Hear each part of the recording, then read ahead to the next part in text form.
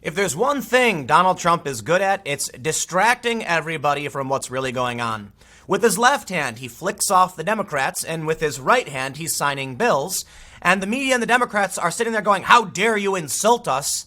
And that's the point. So at least I will still talk about what's going on with migrant issues. And, well, it's not just me. I mean, there are a lot of people who are still talking about this, but I think it's a serious issue. And the story we have here from the Washington Examiner: majority of Mexicans favor deporting migrants waiting to enter the U.S.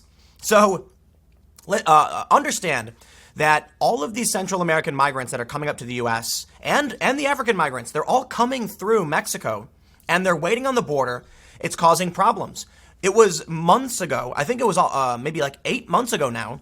There were people down on the Mexican side of the border, and there was filth, there was disease, there was needles.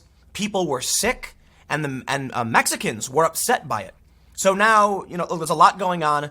The Mexican government is working with Trump in some capacity, and even people in Mexico are saying, at least the majority, it's time to deport these people. So let's take a look at the story. And then I have another one I want to briefly mention. This is from the Daily Caller. Words matter.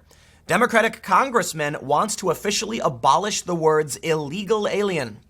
Because words matter, yes. But let's start with the first story. Now, before we get started, head over to timcast.com/donate if you'd like to support my work. There's a monthly PayPal option, a crypto option, a physical address. But of course, just share this video because YouTube has deranked independent political commentary in favor of corporate commentary. So if you like what I do, I rely on you to share it, or just don't because you hate me. That's fine. You don't have to. But let's read the news. From the Examiner, they say, more than half of Mexican nationals are not sympathetic to migrants traveling through the country on their journey to the U.S. and support the deportation of unauthorized persons waiting to gain entry to America, according to a new study. The study, conducted by the Washington Post and Mexican newspaper Reforma, found that 6 in 10 Mexicans say migrants are a burden on their country because they take jobs and benefits that should belong to Mexicans. Wait a minute. I thought this rhetoric was racist. I thought when Americans, be it liberal or Republican, said this, they were racists. Obama deported, 3 million people? And now they've just forgotten because they've gone off the rails. Let me point something out, because I've mentioned this before. The New York Times published a story not that long ago showing that the left has veered ridiculously far to the left of the center in Europe. Europe is very, very left-wing. So if they're not even centrists by European standards, the Democrats have gone far, far left. And what they're saying, it's not backed by any sound logic or precedent. It's just ridiculous, insane virtue signaling on Twitter, and the Democrats eat it up. And then they repeat it. And now they're spiraling out of control. 'Cause I'll tell you this, man. Americans and even Mexicans agree illegal immigration is a bad thing. They're taking benefits. So look, I try to explain it very simply. It's you and your friends are pooling your resources. You have a community, and you all want to pitch in for an Xbox or PlayStation, whatever. And then someone randomly shows up and takes time out of your guys' allotted schedule for playing the PlayStation. You're like, dude, we all paid for this. That's the problem with mass illegal immigration. Everybody in this country is paying taxes for benefits. People will come in. And then it's actually really simple. Look, let's get outside of healthcare, outside of the benefits. We'll put it like this. If me and all my friends, we'll do the roads for my libertarian friends. If me and all my friends pay $100 to build a little road, and then random people keep walking on it even though we paid for it, it's going to fall apart. And then we have to pay for it again. So actually think about infrastructure in this country, how many people it's designed to hold, and look at the problems we're facing. So let's break it down even further. In Los Angeles, we have a homeless crisis. More people is bad because we're already struggling to provide resources for the people in Los Angeles. I don't understand why people don't seem to understand this. And that's why more than half of Mexican nationals are not sympathetic, because they can see this. Let's read on.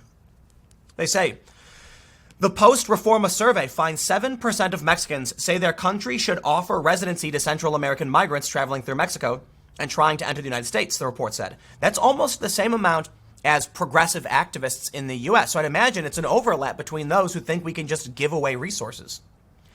Another 33% support allowing them to stay temporarily while the U.S. decides whether to admit them. But a 55% majority say they should be deported to their home countries. Since the beginning of the year, hundreds of thousands of people have been traveling from Central America by route of Mexico, in an attempt to gain entry to the U.S. and seek asylum. I think that's, I'm really surprised a lot of conservative outlets claiming they're trying to seek asylum when they're not. Plain and simple, they're not. Like, listen, I can certainly respect that there are asylum seekers and refugees who need safe haven, and I think we should give it to them. But I can also point out that if you're from Honduras, Mexico is great. I can say it a million times. So Trump recently enacted a policy that says if you pass through a third country on your way here that's safe, you will be ineligible for asylum.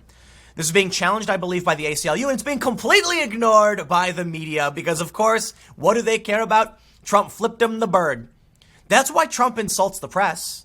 It's why he insults, it's why he's insulting the Democrats and he insults the press because he's flicking them off with the left hand, signing the bills with the right, and they're not looking at his right hand. They're just like, why is Trump flicking us off? How dare he? What a bigot.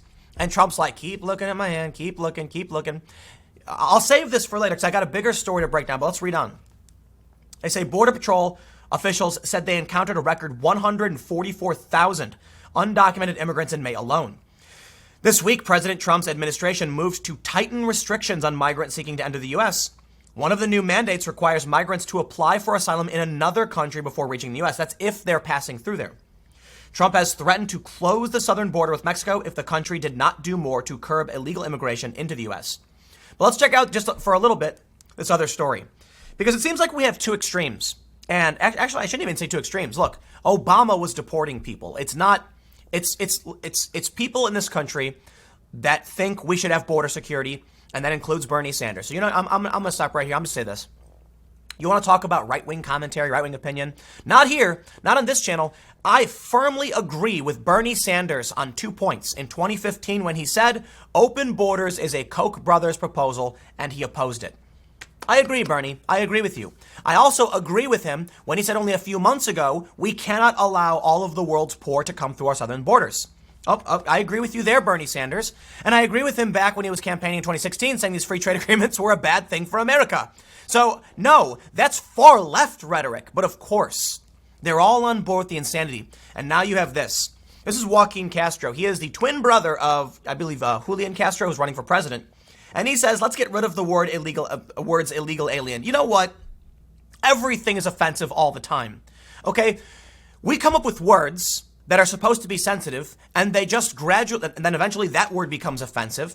And George Carlin has a great segment on this, where he talks about how we increasingly make phrases complicated as if that makes them less offensive. He says we used to use the word invalid, and that was just a way to describe something. And then everyone got offended. So we changed what it was, differently abled. And now it's still, that will eventually become, now it's a person of disability because saying someone is disabled is offensive. The cycle continues. Getting rid of illegal alien will do nothing. It's not going to change what an illegal alien is. It's just a legal language to describe what someone, to describe who they are and what they're doing. So what do they really want us to say? Undocumented immigrant. Why? What's the difference? It just describes the same thing. Oh, but illegal. A person can't be illegal. I don't care what you call it. Now we have like the AP and other outlets calling them unauthorized immigrants. Let's read a little bit of this story. They write, Texas Democratic Rep. Joaquin Castro wants to strike the words alien and illegal alien from the government's legal code, arguing that the terms are hurtful to the immigrant community. Words matter. It's vital that we respect the dignity of immigrants fleeing violence and prosecution in our language.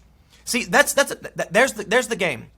They want you to believe literally everyone is an asylum seeker. Even the people who told Vox.com, yes, the left-leaning Vox, they wanted Buffalo Wild Wings. Sorry, that's not asylum. They have Buffalo Wild Wings in Mexico City. And this is the game they play. He says the words alien and illegal alien work to demonize and dehumanize the migrant community. They should have no place in our government's description of human beings. There's no middle anymore. There's none. What do we have? We have the left that's denying being for open borders. Don't even play. You know what, man? There's no center. Think about it.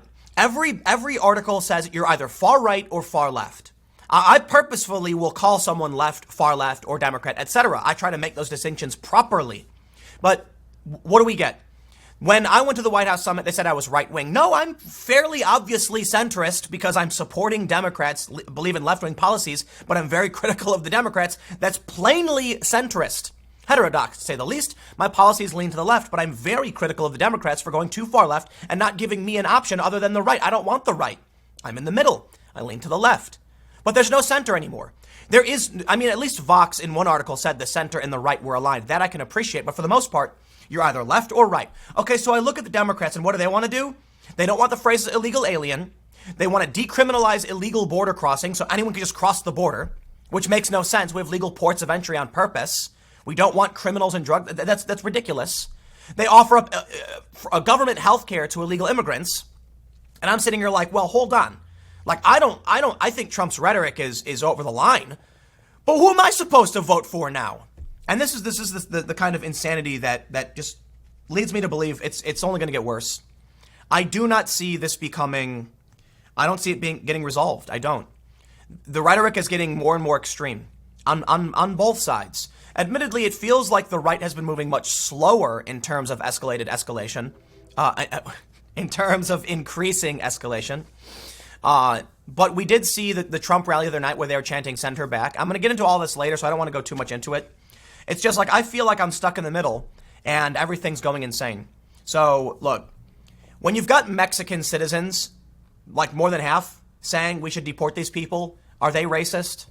No, they're clearly not. There are regular people who are concerned about their communities, plain and simple. So I'll leave it there. Stick around. Next segment will be coming up at 1 p.m. on this channel, and I will see you all then.